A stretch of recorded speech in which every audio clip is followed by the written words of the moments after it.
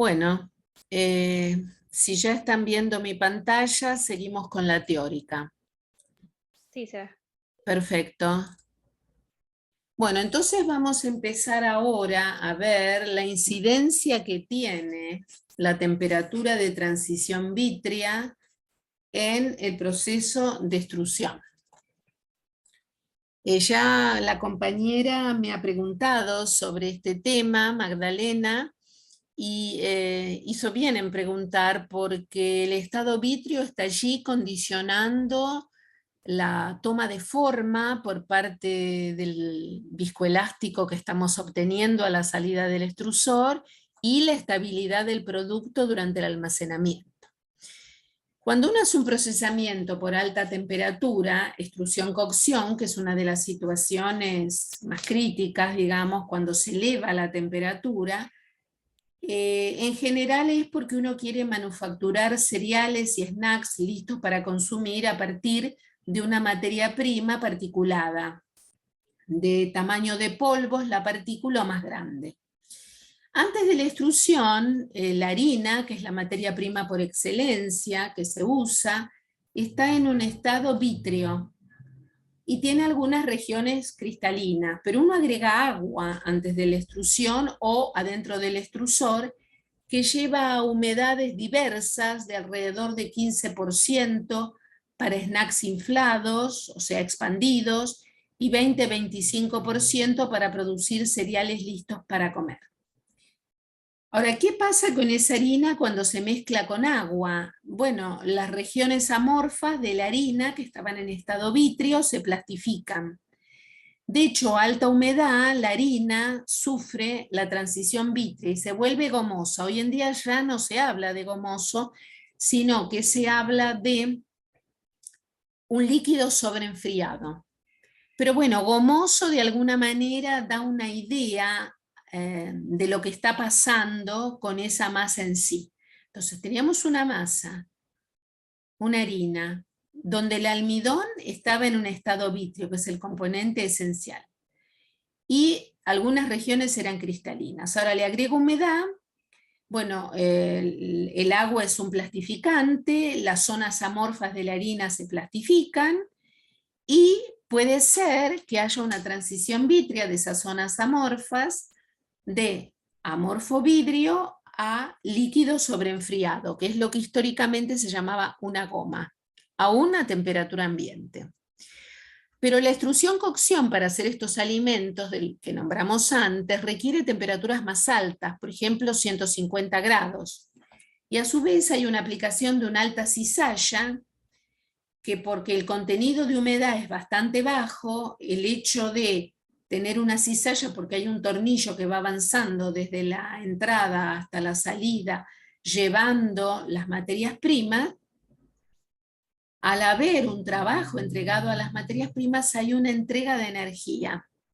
Esa energía entregada en parte va a dar lugar al aumento de temperatura, pero en parte la energía almacenada que queda, que no se usa para aumento de temperatura, puede dar lugar a deformaciones del polímero, que es el almidón, de la elongación de las moléculas, de ruptura de los enlaces covalentes que unían un monómero con otro y nos conduce a la fragmentación. Entonces, evidentemente, cuando yo hago un trabajo sobre mis materias primas, estoy aumentando la temperatura y además estoy produciendo cambios a nivel molecular.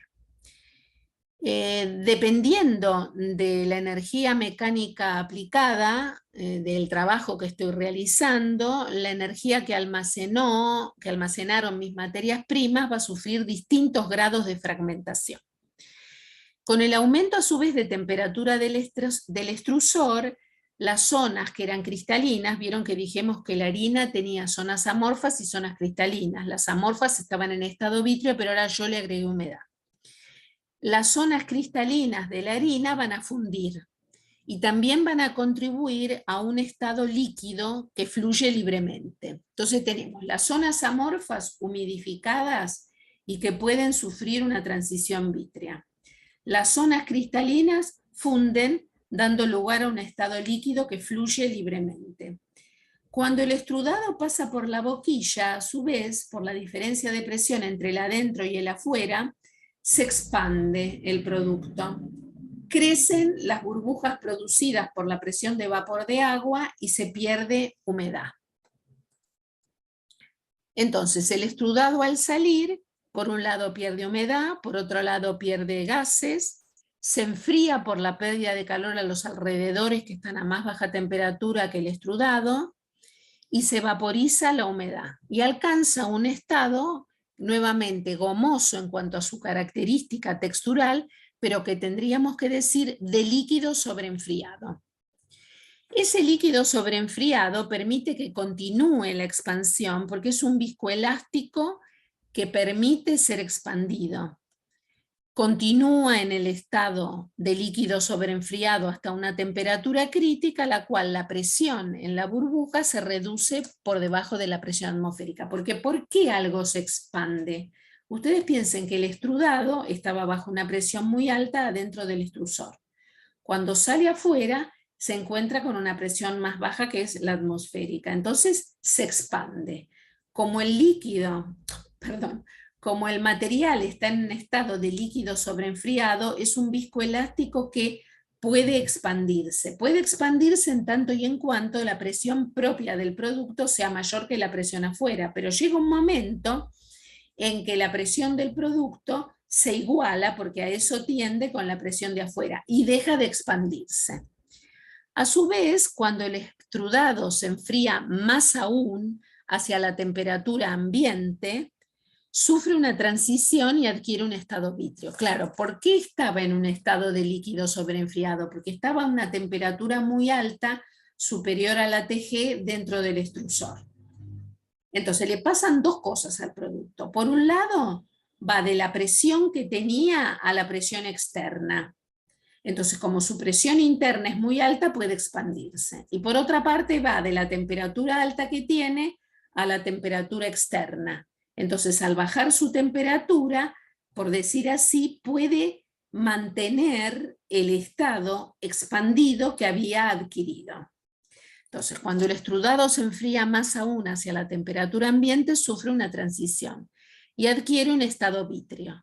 En el estado vítreo, dependiendo de la diferencia entre la temperatura ambiente afuera y la TG de esa mezcla, los movimientos moleculares están altamente restringidos a vibraciones y movimientos rotacionales de corto rango. Entonces, a mí esto me interesa. Si quiero un producto expandido, que el producto esté adentro del extrusor a alta temperatura y alta presión. Su alta presión hace que cuando sale afuera y se confronta con una presión más baja, pueda expandirse, porque tiene el producto una presión más alta. Y a su vez también me interesa que de la temperatura alta interna se equilibre con la presión externa. Y de esa manera pueda volver a tomar un estado vítreo que mantenga la estructura altamente porosa adquirida gracias a la expansión del producto al salir hacia afuera, por el estado viscoelástico que tiene, porque estaba en un estado que podemos llamar líquido sobreenfriado. Entonces, se expande gracias a la característica de líquido sobreenfriado, pero al salir afuera y bajar la temperatura, adquiere nuevamente un estado vítreo que permite mantener ese estado poroso adquirido, ese estado expandido. Consecuentemente, los extrudados pueden mantener el estado expandido que adquirieron luego de la extrusión. Ahora, ¿qué es lo que pasa? El producto entonces se expandió porque era un líquido sobreenfriado al pasar por la boquilla y salir. Y a su vez, al enfriarse, por confrontarse con la temperatura de afuera, volvió a pasar al estado vítreo y consigue mantener ese estado expandido adquirido. Pero después de esto ocurre un almacenamiento del producto. Entonces, si las temperaturas en el almacenamiento son elevadas, por encima de la TG del producto final, puede nuevamente pasar al estado líquido sobreenfriado, que llamábamos antes gomoso. Más aún, si hay un aumento de la humedad relativa del almacén donde está almacenado, puede ser que esa humedad la tome el producto, y si la toma el producto va a bajar su TG y por lo tanto aún a una temperatura no muy alta puede ser que esté por encima de la temperatura TG y que entonces vuelva a pasar al estado de líquido sobreenfriado. Entonces sí, como resultado del aumento de la temperatura, porque la temperatura de almacenamiento es alta, o por el aumento de la humedad relativa del almacenamiento, obviamente si no está envasado en un envase que sea buena barrera a la humedad entra al producto y el producto nuevamente, si la temperatura del almacenamiento es superior a la temperatura de transición vítrea con la humedad adquirida, vuelva a pasar al estado líquido sobreenfriado. Los estreses que mantienen la estructura expandida y porosa pueden entonces relajarse ahora porque estoy en un líquido sobreenfriado y el extrudado va a encoger, disminuyendo la textura crocante y la porosidad. Eso es un problema. Ahora cuando yo termine de explicar esto voy a dar un espacio para la discusión. Entonces vuelvo a explicar. Adentro del extrusor yo quiero que haya alta temperatura y alta presión si quiero un producto expandido. ¿Por qué? Porque las altas presiones, al egresar el producto de las altas presiones a la temperatura, a la presión externa que es baja, van a poder expandirse porque no tienen oposición en el lado de afuera porque la presión es baja. A su vez va a haber pérdida de gases y pérdida de vapor de agua y va a bajar la humedad. A su vez, yo adentro del extrusor tengo temperaturas más altas que afuera, luego el producto al salir tiende a llegar al equilibrio con la temperatura de afuera, y eso es bueno. Por un lado le bajó la humedad, lo que lleva a un aumento de la TG, y por otra parte resulta que bajó la temperatura, de lo cual su temperatura, si todo se hace bien, va a estar por debajo de la TG, y el producto va a estar en estado vítreo. Estuvo en estado líquido sobreenfriado para expandirse, y ahora al bajar la temperatura adquirió estado vítreo y va a poder mantener esa estructura adquirida, que es una medida de su calidad. Y ahora vamos a ver dos ejemplos. Un ejemplo de un proceso de extrusión donde tiene un 16% de humedad, la mezcla que va a ser extruida, y otro producto a ser extruido que tiene 20% de humedad. Fíjense ustedes que con 16% de humedad y las materias primas correspondientes, resulta que el producto está por debajo de la temperatura de transición vítrea. Esto es temperatura versus el contenido de humedad. Con 16% está a la temperatura de partida, que son 20 y pico de grados, está en condición por debajo de la curva de transición de TG, perdón, o sea que está en estado vítreo. En cambio, ya con 20% de humedad, a esa misma temperatura está en estado gomoso. Primer elemento para destacar. Segundo elemento para destacar, yo ahora lo entro al producto al extrusor y tengo que tratar de conseguir en el extrusor a lo largo del proceso temperaturas y presiones adecuadas como para que cuando termine el proceso, que es un proceso donde va aumentando la temperatura dentro del extrusor, obviamente en ambos casos, para que al finalizar el proceso yo haga un enfriamiento tal que me dé un producto estable, y un producto estable en el área vítrea. Acá partimos de 16, acá en este papel se ha diseñado dos procesos de extrusión distintos.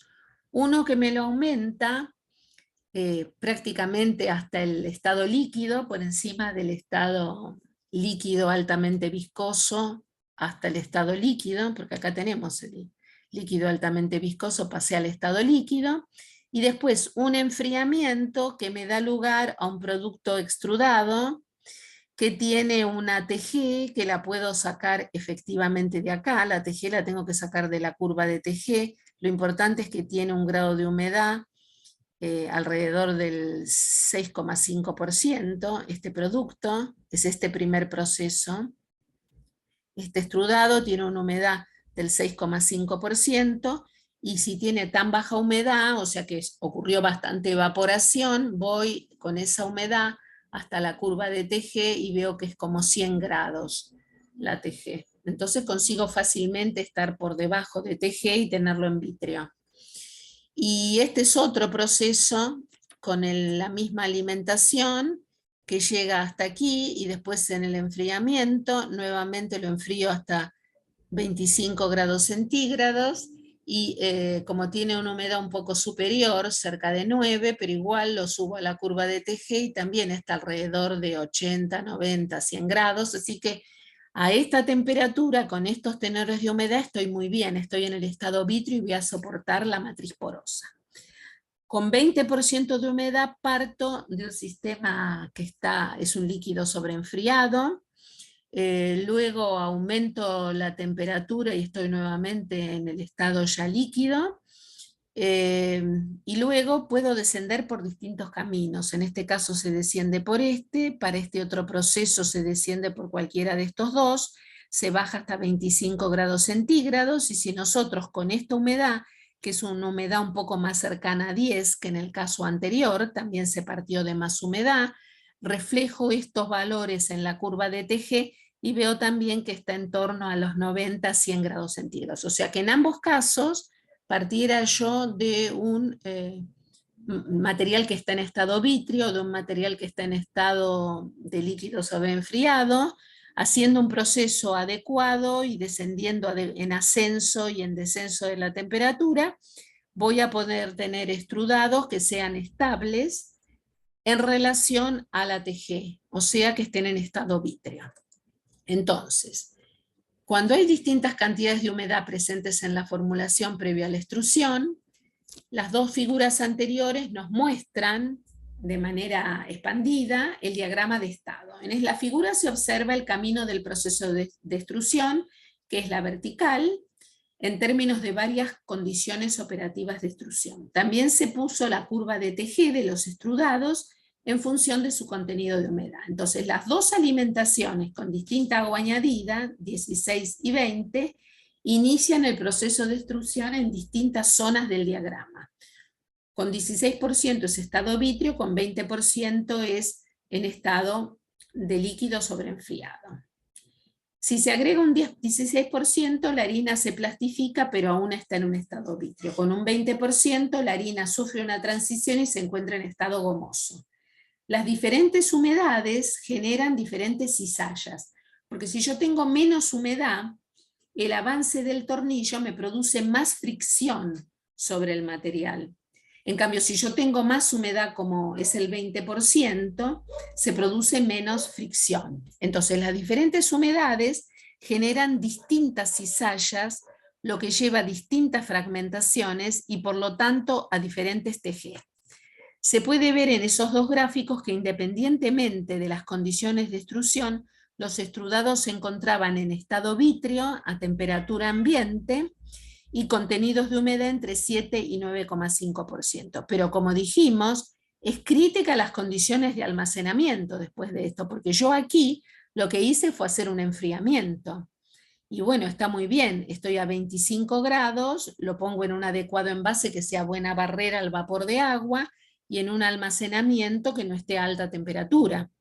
Pero se corre el riesgo de que si yo lo pongo en un mal material de empaquetamiento que deja penetrar vapor de agua a través del mismo y que va aumentando la humedad del extrudado, si me va aumentando la humedad del extrudado me voy moviendo hacia acá y acá me voy moviendo hacia acá, aumento la temperatura del extrudado, entonces se puede llegar a una situación en la que aumente tanto que yo realmente esté a esta temperatura que miramos acá, más o menos 25 grados, y va adquiriendo más humedad a través del packaging, puedo llegar en estado Ravelli. Y lo mismo me pasaría acá. La otra cosa que puede pasar es que yo esté a 25 grados, pero de repente la heladera se descomponga y ese día haya una temperatura superior en el medio ambiente, que yo me la imagino como 40 grados, digamos, no valores como 100 grados, pero que bueno, me pongan en peligro el producto. Eso dependerá de cada caso, ¿no es cierto? En principio, con este tenor de humedad tan bajo, no va a haber problema, porque estoy bien por debajo de la TG. y con este tenor de humedad no va a haber problema porque estoy bastante debajo de la TG. Ahora, si se combina una mayor humedad y además un aumento de la temperatura de mi almacenamiento, puedo llegar a tener problemas. Bueno, entonces ahora, antes de empezar con impresión de alimentos con computadora 3D, quisiera ver si hay dudas sobre este tópico que acabamos de ver. No, por ahora no. No, No, no. no. Bien. Bueno. Entonces vamos a empezar con impresión de alimentos basado en extrusión 3D. Ustedes ya saben que hay impresoras que hacen impresión 3D y actualmente en países más desarrollados, hasta los consumidores pueden tener una impresora para desarrollarse su propio alimento. Acá en particular tenemos una cita muy interesante de unos jóvenes investigadores que desarrollaron pinchos y también desarrollaron símiles de bifes de carne mediante vegetales y los imprimieron, tanto los trozos que se encuentran en los pinchos como este pequeño de trozo que parecería un trozo de lomo, los imprimieron mediante impresora 3D. Acá tenemos a los desarrolladores. Bueno, ¿qué es la impresora 3D y cómo sirve para alimentos? En general, la impresión 3D, bueno, ¿y qué vinculación guarda con la extrusión? Primero uno diseña un modelo, en este caso es un modelo de una mariposa, puede uno querer hacer un adorno para una torta, por ejemplo. Lo primero que hace es desarrollar un modelo con un software adecuado y luego tiene que usar ese mismo software para descomponerlo en placas sucesivas que se van deponiendo. Todo eso se hace con el mismo software.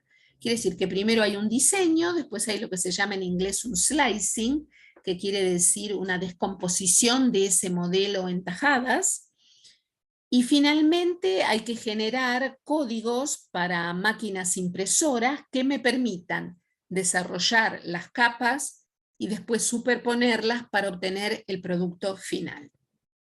Bueno, esa es la base en general de la impresión 3D.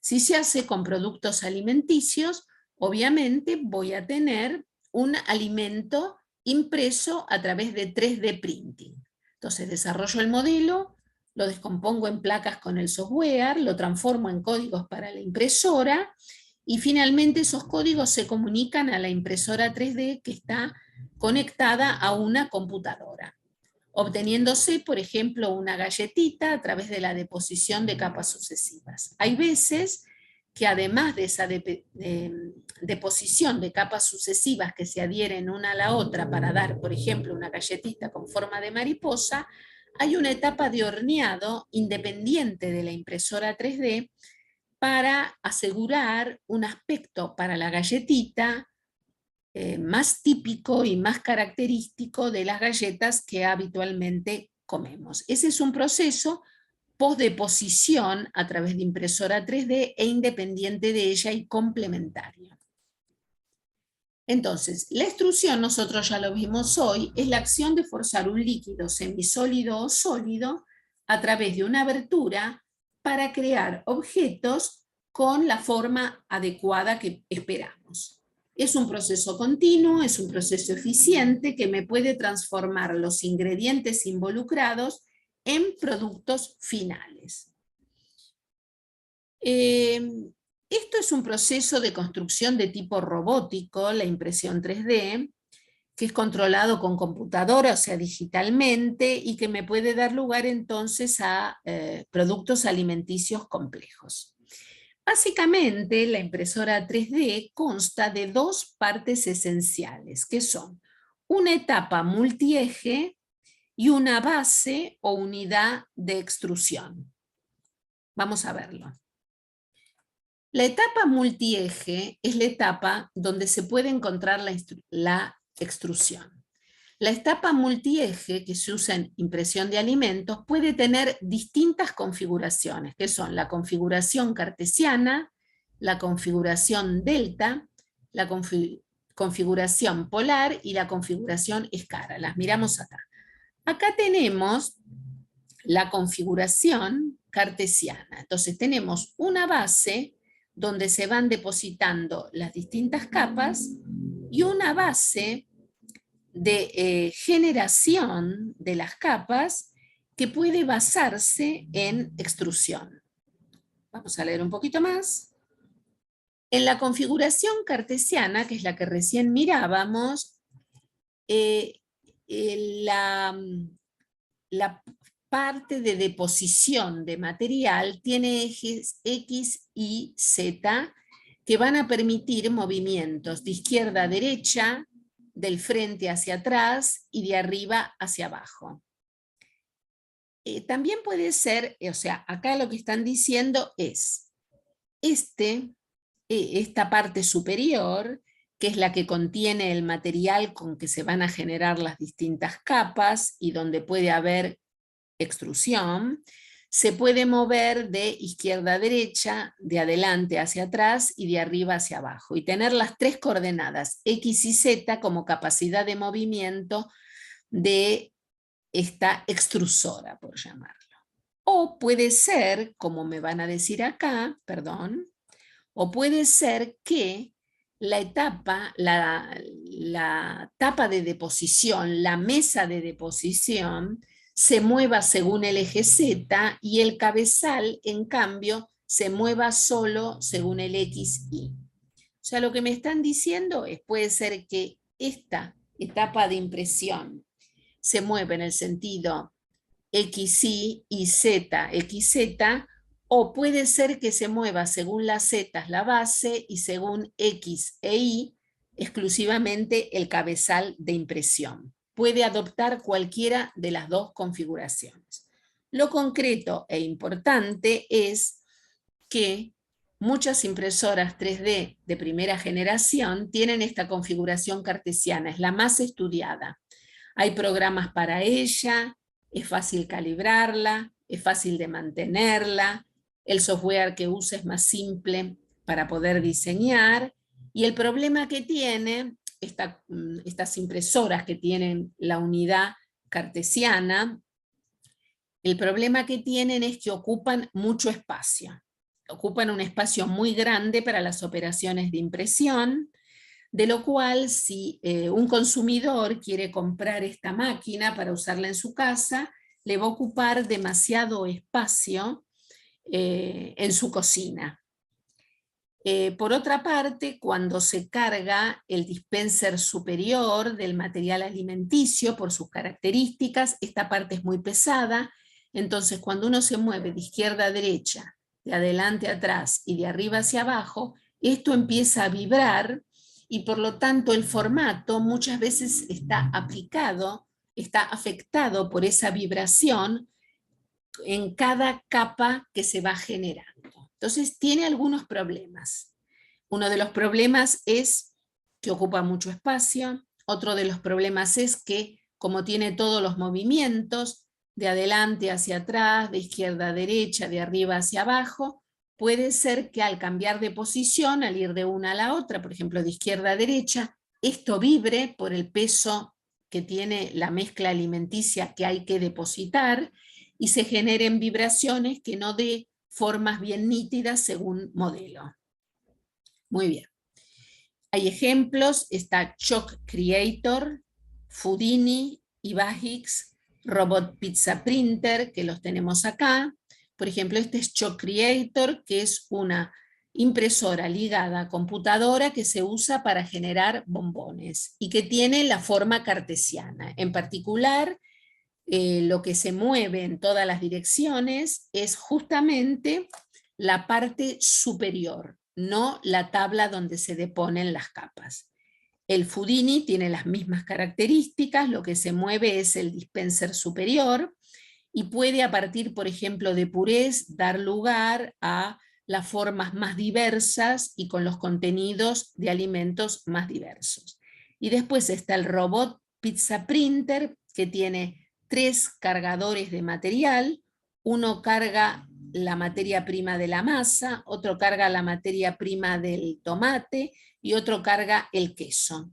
De manera tal que se pueda con el robot Pizza Printer imprimir las distintas capas interesantes para generar una pizza. Obviamente, hay muchas veces una etapa ulterior a la impresión 3D de los alimentos que consiste en un horneado o en un secado del producto. En el caso del robot Pizza Printer, se introduce en un horno para darles características más parecidas a las de una pizza.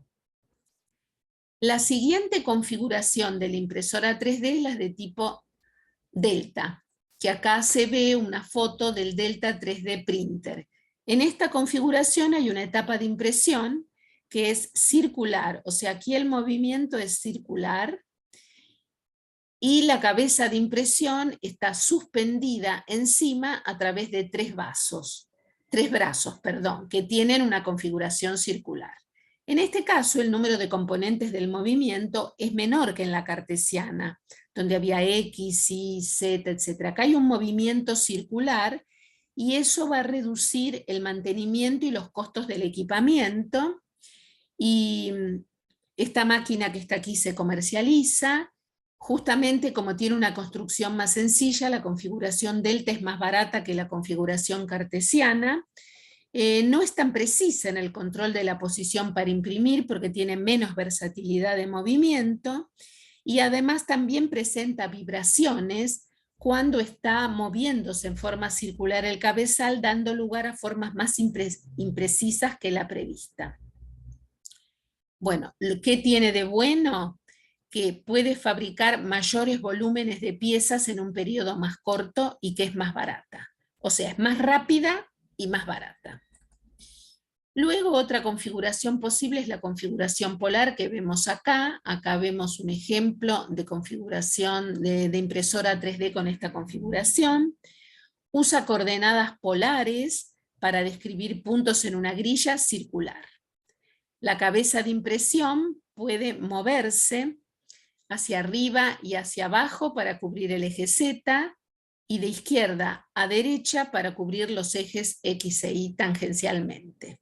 Puede describir un círculo perfecto y presenta igual comportamiento para todas las direcciones de movimiento con mínimos errores mecánicos y mínima calibración.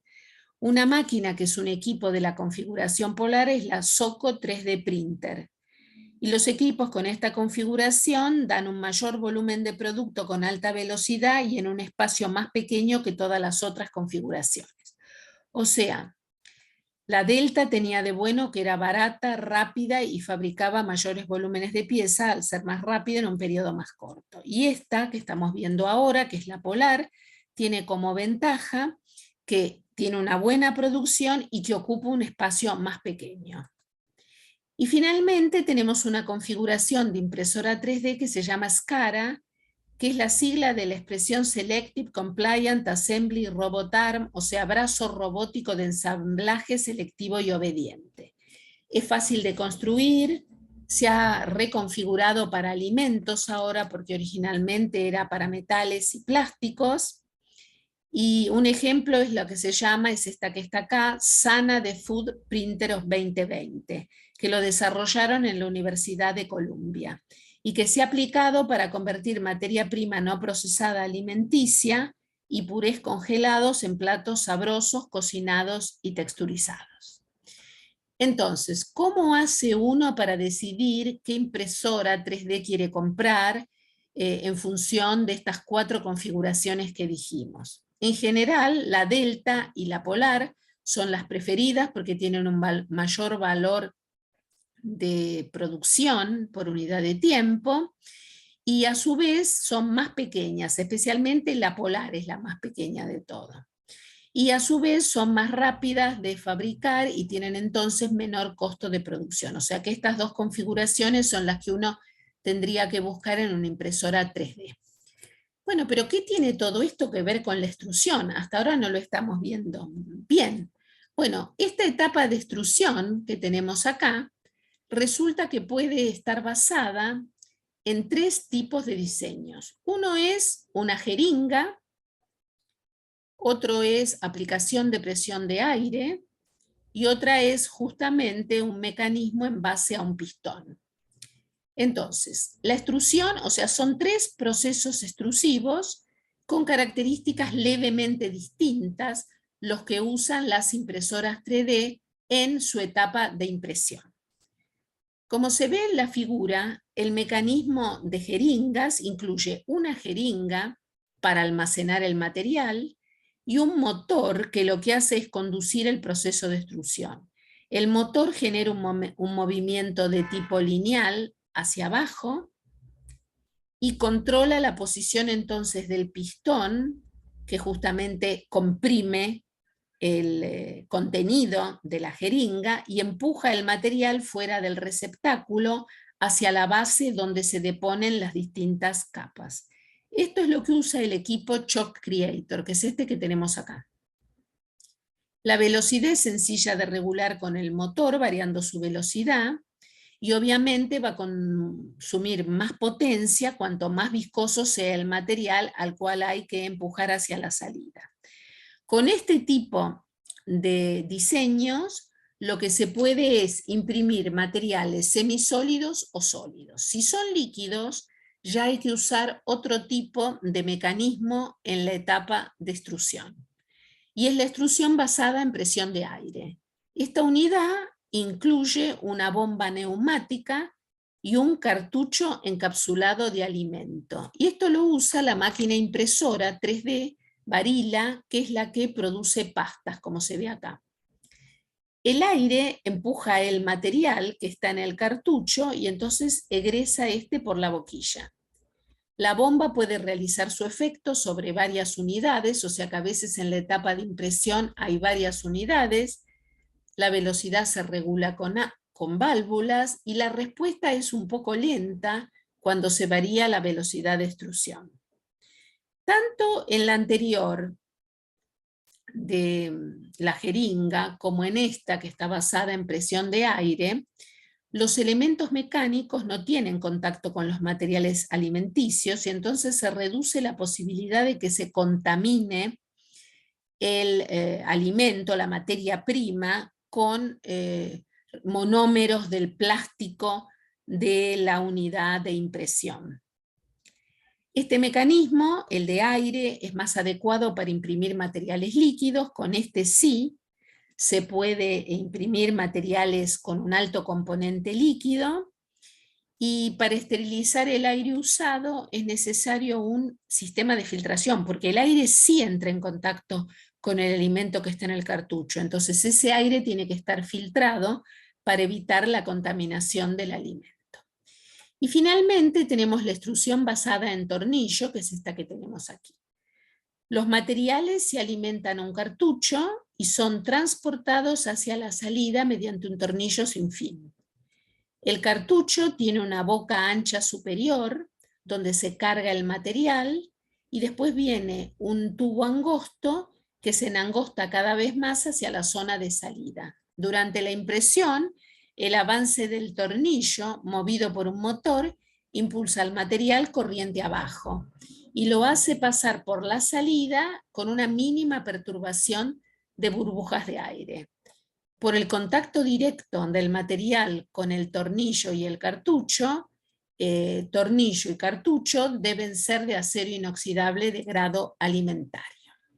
Acá surge entonces la pregunta de si uno debe comprar una impresora especializada por alimentos o debe comprar una impresora 3D general y cambiarle ciertas partes para que sea compatible con alimentos. En general, es ideal comprar una impresora que sea especial para alimentos, porque seguramente todas las zonas en contacto con el alimento van a ser fabricadas por materiales compatibles con alimento. Pero la mayor parte de la gente, por su menor costo, compra impresoras que en realidad pueden tener un uso genérico y que algunas partes se reemplazan cuando se desea realizar la impresión 3D de alimentos. Así, por ejemplo, la Shock Creator, que es para alimentos, cuesta $3.800 y la Foodini cuesta $1.000, ambas especiales por alimentos. Si no, las impresoras genéricas cuestan todas menos de $1.000. Las impresoras genéricas 3D que tienen capacidad de imprimir alimentos son muy baratas, pero se pueden desarrollar bacterias en el extrusor, pues los materiales con los que se construyen no son adecuados o se pueden desprender partículas muy finas, por ejemplo, de metales no adecuados o de plásticos que pueden pasar a los alimentos. Por eso se duda mucho de la seguridad de este tipo de impresoras. Pero también hay algunas que son genéricas que permiten, como ya dije antes, reemplazar ciertas partes de la máquina, por ejemplo, la parte del extrusor, ciertas partes del extrusor, para que haya menos problemas. Pero lo ideal en alimentos es comprar aquellas que son especiales para alimentos. ¿Cuáles son los parámetros importantes cuando uno quiere imprimir un alimento? Bueno, los propios de la extrusión tienen que ser controlados, la temperatura de proceso, la fuerza de cizalla del tornillo que va empujando el material hacia la salida, la velocidad del tornillo. Los de diseño, o sea, el diámetro de la salida de la parte más fina del equipo, y los de impresión. Si se mueve el soporte en el que se deponen las capas, cuál es la velocidad de movimiento del soporte, cuál es el espesor de la capa que se deposita. Todos estos parámetros tienen que ser controlados y tienen que ver con la etapa de extrusión.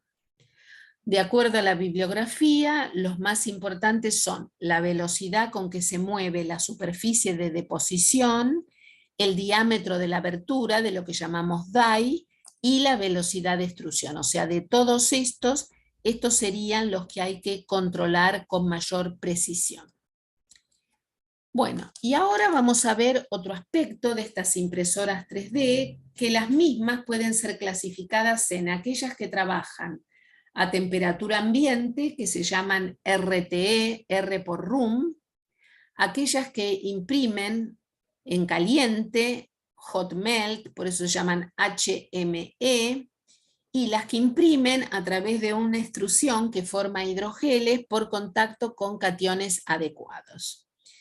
Bueno, ejemplos de estas características son el Choc Creator, que ya lo vimos mencionado varias veces, trabaja con chocolate fundido y por lo tanto es una HME. Es importante la temperatura para fundir el chocolate y poder hacer la impresión. La Robot Pizza Printer, que se usa para masas, quesos y tomate, en general tiene 3 cabezales, uno para cada uno de los ingredientes de la impresión, y se extruye con presión de aire y tiene un proceso de horneado posterior. O sea, trabaja a temperatura ambiente y la aplicación de calor es externa. Así que es RTE. Y a su vez la NuFood 3D Food Printer, esa se usa, ya vamos a ver más claro, se usa un hidrocoloide adecuado al que se lo pone en contacto con calcio, y esto puede dar lugar a frutos del bosque, a imitar frutos del bosque en la impresión 3D, o por ejemplo se puede dar lugar a las huevas del caviar, al producto caviar generando el falso caviar. Bueno, entonces vamos a ver una impresora basada en extrusión y cómo es el efecto de la temperatura y para qué sirven. Las que trabajan a temperatura ambiente suelen producir alimentos con alta repetibilidad y se suele usar como material base carbohidratos, proteínas, puré de carne, y se han obtenido pasta, pizza, galletas y materiales para decoración. Las que trabajan a alta temperatura se usan para obtener productos de chocolate.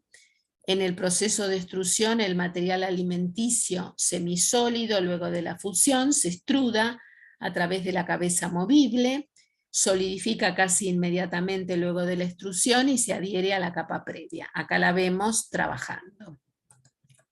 Y a su vez la impresora HFE es muy interesante porque lo que hace es deponer pequeñas gotas de gel, es un gel, por ejemplo, el alginato de sodio, contenido en el depósito, mediante una jeringa se largan, se depositan pequeñas gotitas de un diámetro de alrededor de 0,2 a 5 milímetros en una solución que tiene calcio, cloruro de calcio. Entonces, el gel es rico en sodio.